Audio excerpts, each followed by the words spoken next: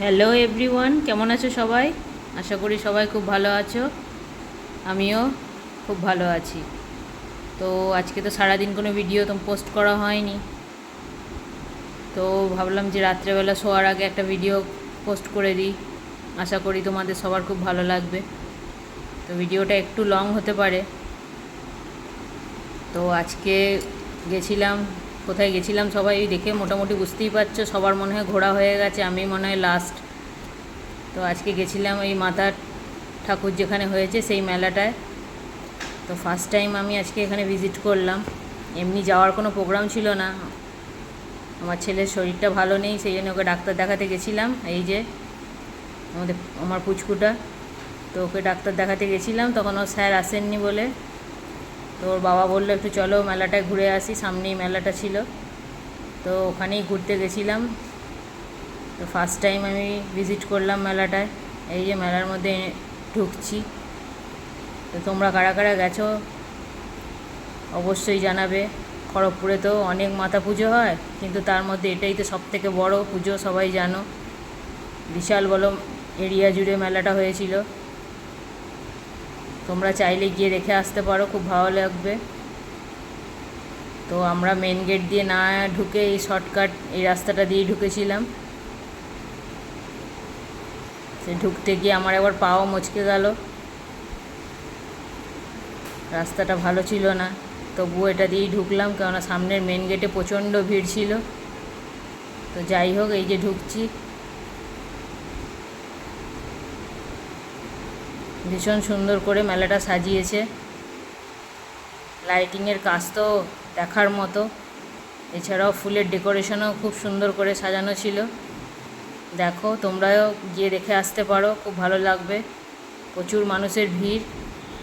এই দেখো, আমি মোটামুটি ভিডিওটা করতে পেরেছি এত ভিড়ের মধ্যেও। আশা করি তোমাদের ভালো লাগবে। অপূর্ব সুন্দর কাজ ছিল, আর তেমনি ভিড় ছিল।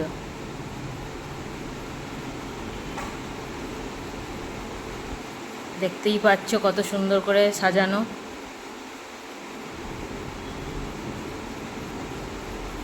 লাইটিংয়ের কাজ অসাধারণ ছিল,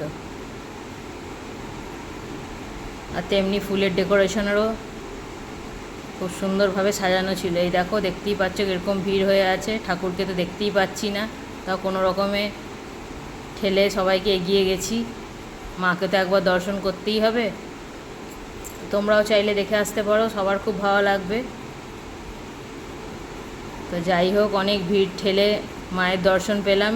এই দেখো, তোমরাও দর্শন করতে পারো। সবাই তো জানো মা খুবই জাগ্রত, এখনও আরও মনে হয় 2-3 দিন থাকবে। তোমরা চাইলে গিয়ে দেখে আসতে পারো। মেলাটাও খুব বড়োভাবে বসেছে, কোনো দিনও আমি যাইনি, এই প্রথম গেলাম। আমার তো ভীষণ ভালো লেগেছে, খুব সুন্দরভাবে সাজানো। যতটা পেরেছি তোমাদের সামনে তুলে ধরার চেষ্টা করেছি। আশা করি তোমাদের সবার খুব ভালো লাগবে। লাইটিংয়ের কাজ তো অসাধারণ ছিল। এই দেখো, একটা র্যাবিট, কি সুন্দরভাবে লাইটিংটা করেছে। আর এই যে প্যান্ডেলটা, এটা সামনের দিকটা ছিল, যেটা দিয়ে মেন এন্ট্রিটা হচ্ছে। তো আমি তো পিছন দিক দিয়ে ঢুকেছিলাম, এটাই সামনের দিকটা ছিল। তো সামনের দিক দিয়ে বেরিয়েছি। আর এখানে একটা ভুট্টা দেখো, ভুট্টার ওপরে কেমন একটা ফড়িং বসে আছে, এটাও খুব সুন্দর একটা লাইটিং করেছে। লাইটিংয়ের কাজ অসাধারণ ছিল। আর এই যে মেলাটা, মেলা মানেই নাগরদোলনা, নাগরদোলনা না হলে তো মেলা হয় না। এছাড়াও অনেক রকমের দোলনা ছিল, কিন্তু কোনো দোলনাতেই ছেলেকে চাপানোর টাইম পাইনি, কেননা এইদিকে ডাক্তারের জন্য দেরি হয়ে যাচ্ছিল। মেলা ঘোরা মানে এই 10-15 মিনিটের জন্যই মেলায় গেছিলাম, না কিছু খেয়েছি না কোথাও উঠেছি, কোনো রকমে তাড়াহুড়ো করে দেখে চলে এসেছি। আর লাইটিংয়ের কাজ তো অসাধারণ ছিল, দেখতেই পাচ্ছ। অনেকগুলো গেট করেছে, আর তেমনি ভিড়। তোমরা অবশ্যই একবার ভিজিট করো, খুব ভালো লাগবে সবার।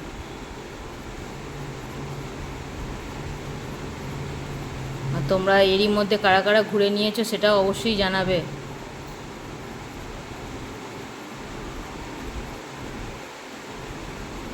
রথের মেলার পর মনে হয় খড়গপুরে এটাই মনে হচ্ছে আমার কাছে অনেক বড় মেলা। আর দুর্গাপুজোয় রামবাবুর প্যান্ডেলের ওখানে যে মেলাটা হয় সেটাও অনেক বড় মেলা, কিন্তু এটাও ভালোই বিশাল বড় মেলা ছিল। দেখো এখানে গজা কেনার জন্যে দাঁড়িয়েছিলাম কিছুক্ষণ। তো চলো বাই, গুড নাইট। লাস্টে একবার মাকে দর্শন করে নাও।